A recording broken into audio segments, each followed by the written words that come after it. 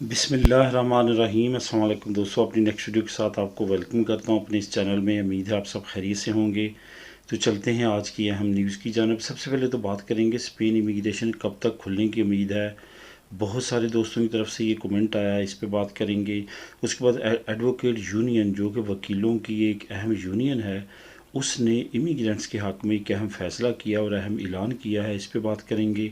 उसके बाद इंग्लैंड में एक अहम तब्दीली होने जा रही है और उम्मीद है कि इससे यूरोपीय यूनियन के लिए में रहने वाले लोगों के लिए नए रास्ते खुलेंगे और इसके साथ साथ जो यूके में इमिग्रेंट्स हैं उनके लिए भी ये एक अच्छी खबर होगी, इस पे बात करेंगे। और आखिर में यूरोपीय यूनियन ने एक अहम प्रोग्राम शुरू किया है।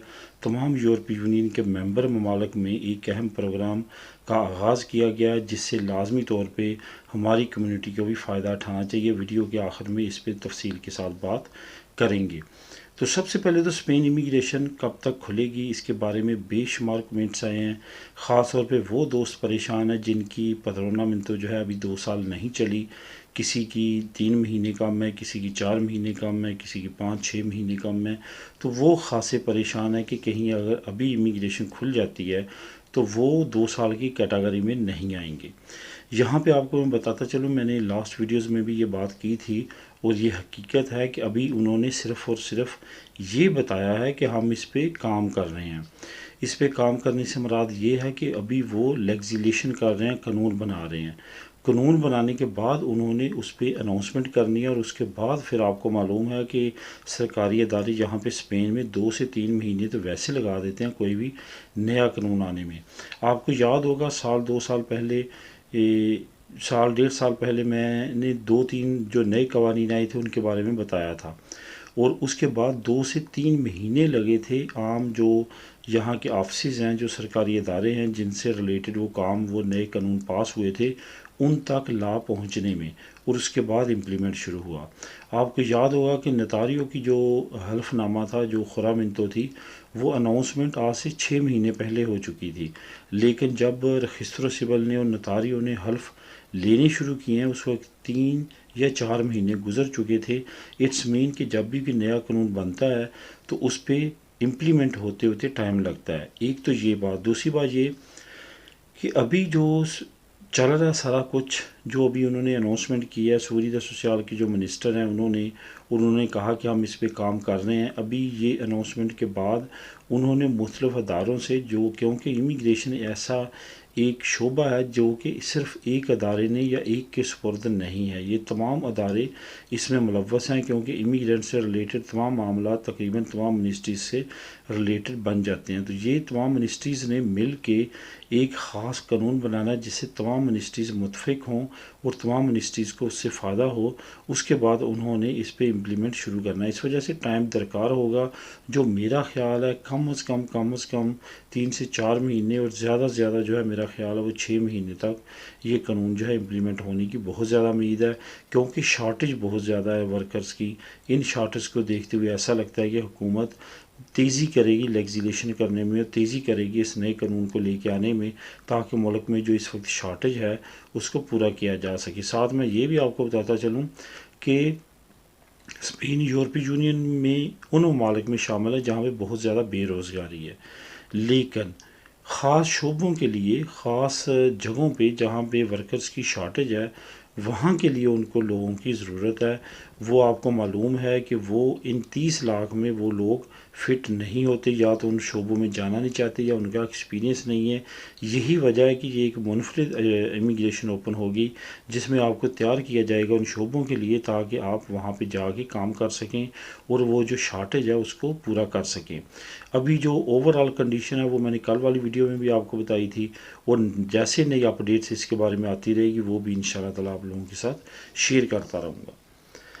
एडवोकेट यूनियन ने इमिग्रेंट्स के हक़ में एक बड़ी जो है अनाउंसमेंट की है। ये यूनियन जो है ये एक्स्ट्रा खैरिया की जो वकील हैं उनकी है। उन्होंने हड़ताल की है, ना सिर्फ हड़ताल किया बल्कि एक्स्ट्रा खैरिया के ख़िलाफ़ केस भी कर दिया वलेंसिया में। असल में मसला ये हुआ कि आपको मालूम है कि इस्तराखेरिया के कवानीन अलहदा हैं और स्पेनिश जो यहाँ के रहने वाले हैं उनके लिए ख़ास रायत रखी गई है। इस्तराखेरिया में उनका ये कहना था, जो नीचे मैं आपको लिंक भी शेयर करूँगा इसका, जो एडवोकेट यूनियन ने हड़ताल की है, अबोगादोस जिसको हम स्पेनिश में कहते हैं, उन्होंने ये कहा है कि पेरोस की तरह यानी कि जानवरों की तरह जो है वो ट्रीट किया जाता है इमिग्रेंट्स को। इसके ख़िलाफ़ उन्होंने डिनंसिया की है, केस किया है एक्स्ट्राखेरिया वलेंसिया के फ़िलहाल ख़िलाफ़, और उन्होंने कहा है कि बिल्कुल भी बेहतर तरीके के साथ डील नहीं किया जाता, ना सीते दिए जाते हैं और उनको जलील किया जाता है। ये आपको बताता चलूँ कि पिछले चंद सालों से ये मसला चला आ रहा है कि इस्तराखेरिया के जो मसले मसाइल हैं उनको हल नहीं किया जा रहा है। गैर मुल्कियों ने कई मरतबा जो है वो एहतजाज किया है। इवन कोरोना के सीज़न में जब इकट्ठे होने पर पाबंदी थी, उस वक्त भी जो गैर मुल्की थे वो इकट्ठे होकर एहतजाज करते रहे हैं ताकि इस मसले को हल किया जाए। वक्ती तौर पे मसला हल कर दिया जाता है, चंद एक नए स्टाफ को भर्ती करके, बाद में वही कंडीशन हो जाती है, फिर दोबारा से वही मसले मसाइल शुरू हो जाते हैं।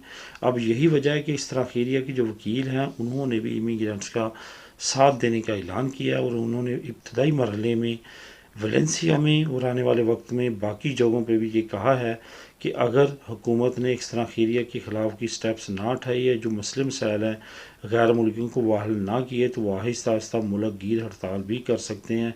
अब देखते हैं हुकूमत की तरफ से क्या इक़दाम सामने आते हैं। फ़िलहाल इस्तराखेरिया जो है वो बिल्कुल भी तावन गैर मुल्कियों के साथ नहीं कर रही। सीता में बहुत बड़ा मसला है, इसके साथ साथ वहाँ पे रिनिवासियन जो डॉक्यूमेंटेशन की है वो एक केस को 6-6 महीने लग जाते हैं। मामूली लेटर्स इशू होने में 6-6 महीने लगा रही है इस्तराखेरिया। ना सिर्फ वलेंसिया की बल्कि पूरे मुल्क में यही कंडीशन है, यही वजह है अब इस हड़ताल को जारी कर दिया गया है, साथ साथ केस भी अदालत में दायर कर दिया गया है। उम्मीद की जाती है कि हुकूमत की तरफ से कोई मुस्बत स्टेप्स लिए जाएंगे ताकि जो गैर मुल्कियों के ये मसले मसाइल हैं वो हल हो सके। इंग्लैंड में अहम तब्दीली मतवक्की है। आपको मालूम होगा बोरिस जॉनसन जो कि इस वक्त प्राइम मिनिस्टर हैं यूके के, उनको ख़ास तौर पे लाया गया था कि वो ब्रेक्सिट करवाएं, क्योंकि वो बहुत बड़े हामी थे, बल्कि उनके अपनी फैमिली के जो मेंबरान थे वो इसके अगेंस्ट थे। उसके फादर ने, जब ब्रेक्सिट का कानून पास हो गया तो बोरिस जॉनसन के फादर ने कहा था क्योंकि मेरे माँ बाप फ्रेंच थे तो मैं फ्रांस वापस चला जाऊंगा और वहाँ की नेशनलिटी अप्लाई करूँगा, मैं यूके में नहीं रहना चाहता क्योंकि मैं ब्रेक्सिट का हामी नहीं हूँ। उसका उसकी जो सिस्टर है, जो भाई है, वो भी नहीं चाहते थे कि ब्रेक्सिट हो, लेकिन बोरिस जॉनसन वाहद था जिसने ये कहा कि वो ब्रेक्सिट चाहते हैं, यूरोपीय यूनियन से अलहदगी चाहते हैं, और उन्होंने ये तहरीक चलाई। एक मरतबा उनको घर भेज दिया गया, लेकिन दोबारा कुछ लॉबी करने वाले जो कि यूरोपीय यूनियन से अलहदगी चाहते थे वो उसको वापस लेके आए। अभी वापस आए, उसको चंद साल गुजरे, उसने ब्रेक्सिट करवा लिया, तमाम चीज़ें हो चुकी हैं। अब उसका क्योंकि काम उन्होंने जो लेना था वो ले लिया, अब उसको फारग करने का वक्त वो हुआ चाहता है और अब उसके ख़िलाफ़ तहरीक अदम इतमाद जो है वो शुरू हो चुकी है और अब उसके अगेंस्ट जो है वोटिंग होगी पार्लियामेंट में और उम्मीद की जाती है कि बोरिस जॉनसन को फारग कर दिया जाएगा। बोरिस जॉनसन के जो तमाम कवानीन है वो स्पेशली इमिग्रेंट्स के अगेंस्ट बहुत ज़्यादा स्ट्रिक्ट हैं। थर्ड जो कंट्री ऑफशोर सेंटर्स हैं वो भी इसी ने शुरू किए हैं। इसके साथ साथ जो नए ब्रेक्सिट से रिलेटेड कवानीन हैं जो कि काफ़ी ज़्यादा रिस्ट्रिक्ट हैं गैर मुल्कियों के लिए, वो भी इसी ने शुरू किए हैं और आने वाले वक्त में मज़ीद ऐसी कवानीन शुरू करने का इरादा रखता था, लेकिन उससे पहले ही इसको फारग किया जा रहा है। अगर तहरीक अदम एतमाद कामयाब हो जाती है तो इसकी प्राइम मिनिस्ट्री ख़त्म हो जाएगी और बहुत ज़्यादा उम्मीद है कि आने वाले इलेक्शन में लेबर पार्टी जीतेगी। लेबर पार्टी जो है वो इमिग्रेंट्स के हक़ में काफ़ी बेहतर है और उम्मीद की जाती है कि यूरोपीय यूनियन के लिए भी और वहाँ के इल्लीगल रहने वालों के लिए भी मज़ीद राहें खुलेंगी और आसानियाँ पैदा होंगी। यूरोपीय यूनियन ने एक अहम प्रोग्राम जो है वो शुरू करने का ऐलान किया है जिसका स्पेन भी हिस्सा है और तमाम यूरोपीय यूनियन के ममालिक हिस्सा हैं। असल में वो प्रोग्राम क्या है, इसका लिंक आपको नीचे डिस्क्रिप्शन में भी मिल जाएगा। वो कुछ प्रोग्राम इस तरह है कि अगर आप बेरोज़गार होते हैं, आप पारों पे चले जाते हैं, तो यूरोपीय यूनियन की तरफ से कुछ ऐसे प्रोग्राम्स लॉन्च किए जा रहे हैं जो कि आपको आने वाले वक्त में बेशुमार फ़ायदे दे सकते हैं। कुछ ऐसे कोर्सेज़, कुछ ऐसी एक्टिविटीज़, कुछ ऐसी ट्रेनिंग ख़ास तौर पे जो है वो नया इजाफ़ा किया जा रहा है जो कि आपको प्रैक्टिकल के तौर पे समझाया जाएगा। हुनरमंदाना हुनर जो है वो हुनर सिखाए जाएंगे, ताकि आप जो है वो उन शोबों में जा सकें जहाँ पे बेशुमार वर्कर्स की कमी है। तो यही वजह है कि इस प्रोग्राम को काफ़ी ज़्यादा जो है वो पजीराई मिल रही है, यूरोपीय यूनियन में भी, तमाम शेंजन स्टेट्स में भी। तो यहाँ पे आपको ये बताता चलूँ कि इस प्रोग्राम में हिस्सा लेने के लिए आप बेरोज़गार होना ज़रूरी है। आप उसके लिए ये है कि आप अगर पारों पे हैं तो लाजमी तौर पे आपको ये कोर्सेज करने चाहिए, ताकि आने वाले वक्त में आपकी जो मसले मसाइल हैं जॉब से रिलेटेड वो हल हो सकें। इसका लिंक भी आपको मैं नीचे दे देता हूँ, आप डिटेल के साथ ख़ुद भी पढ़ सकते हैं, और कुछ मज़ीद अहम पॉइंट्स हैं जो कि आप वहाँ पे रीड कर सकते हैं। मिलेगी नेक्स्ट वीडियो में नई न्यूज़ अपडेट के साथ। अल्लाह हाफिज़।